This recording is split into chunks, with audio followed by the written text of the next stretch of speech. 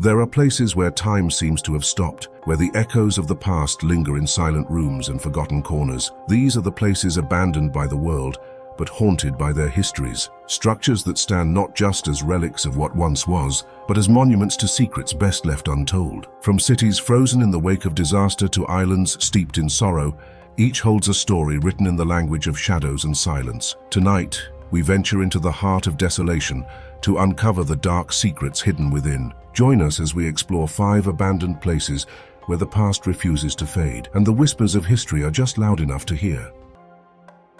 Our journey begins in the silent streets of Pripyat, Ukraine, a city once alive with energy and hope. Established in 1970, Pripyat was a model Soviet city built to house the workers of the nearby Chernobyl nuclear power plant. With modern apartments, schools, and an amusement park awaiting its grand opening, life here was a symbol of progress. But beneath the facade of prosperity lay a ticking time bomb. On April 26, 1986, reactor number 4 at the Chernobyl plant exploded during a flawed safety test. The blast released radioactive material equivalent to 400 Hiroshima bombs, but the residents of Pripyat slept unaware of the danger unfolding just miles away. The dark secret of Pripyat isn't just the catastrophe itself, but the veil of silence that followed. Authorities delayed the evacuation for 36 crucial hours, exposing thousands to harmful radiation. People went about their daily lives, children played outside, all while an invisible menace permeated the air. When the order finally came, they were told it was temporary, that they'd return in a few days. They never did. Homes were abandoned in haste, personal belongings left as they were. Time in Pripyat stopped, captured in a snapshot of Soviet life frozen in 1986. Today, Pripyat stands as a haunting monument to the consequences of secrecy and denial. The lingering radiation has made it uninhabitable, yet it draws those who seek to understand the weight of its history. Walking through its empty streets, one can't help but feel the echoes of lives abruptly disrupted, a chilling reminder of the price paid when truths are buried. Our next destination lies off the coast of Nagasaki, Japan, Hashima Island, ominously nicknamed Battleship Island, due to its silhouette resembling a warship.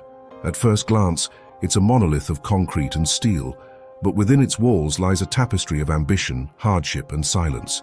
In the late 1800s, Hashima became a beacon of industrial progress when rich undersea coal deposits were discovered. Mitsubishi purchased the island in 1890, transforming it into a hub of coal mining that fueled Japan's modernization. To accommodate the growing workforce, the island saw the construction of Japan's first large-scale reinforced concrete buildings, designed to withstand typhoons and harsh sea conditions. But behind the facade of prosperity, a darker narrative unfolded. During the early to mid-20th century, especially leading up to and during World War II, Korean and Chinese laborers were forcibly brought to Hashima. Subjected to deplorable conditions, they toiled in the mines deep beneath the sea, enduring long hours, meager rations, and constant surveillance. The perilous work led to numerous accidents and fatalities, stories of which remained suppressed for decades.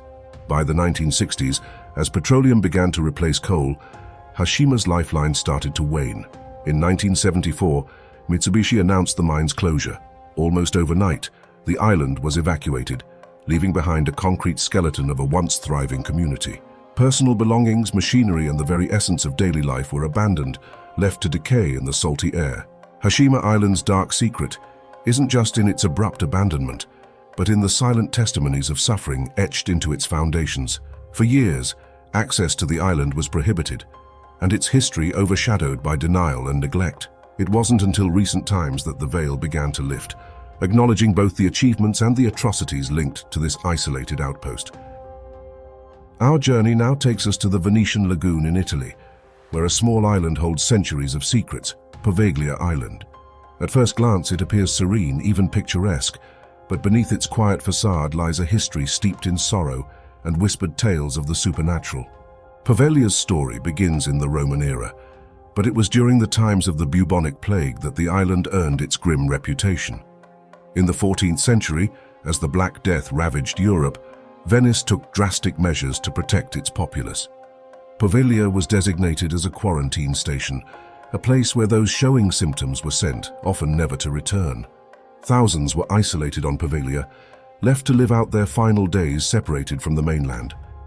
Mass graves became a haunting feature of the landscape. The island's soil mingled with the ashes of the departed. The line between the living and the dead blurred, embedding a sense of unease that lingers to this day. In 1922, the island's dark chapter took another turn with the opening of a psychiatric hospital. Here, patients were secluded from society, and rumors began to spread of questionable practices and experiments conducted within its walls.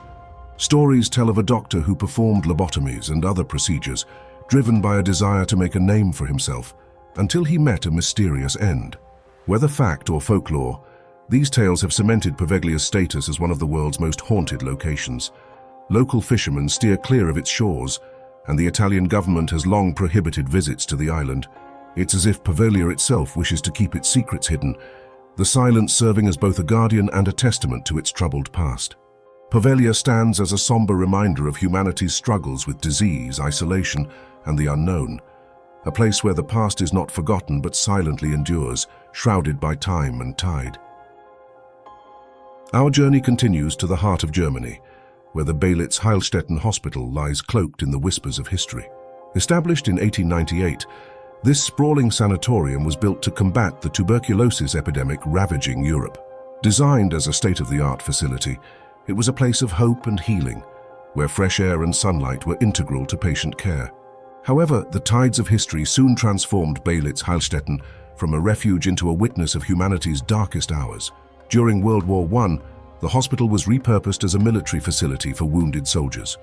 Among its patients was a young Adolf Hitler, recovering from injuries sustained on the front lines, a convergence of fate that would echo through time. The interwar years saw the hospital return to civilian use, but peace was fleeting. With the onset of World War II, Beelitz-Heilstätten once again served as a military hospital, enduring air raids and the chaos of a world in conflict.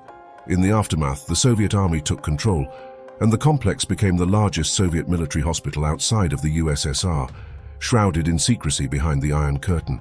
The walls of Beelitz-Heilstätten have borne silent witness to recovery and loss, to healing hands and the ravages of war. Yet, its most enigmatic chapter began after its abandonment in the 1990s.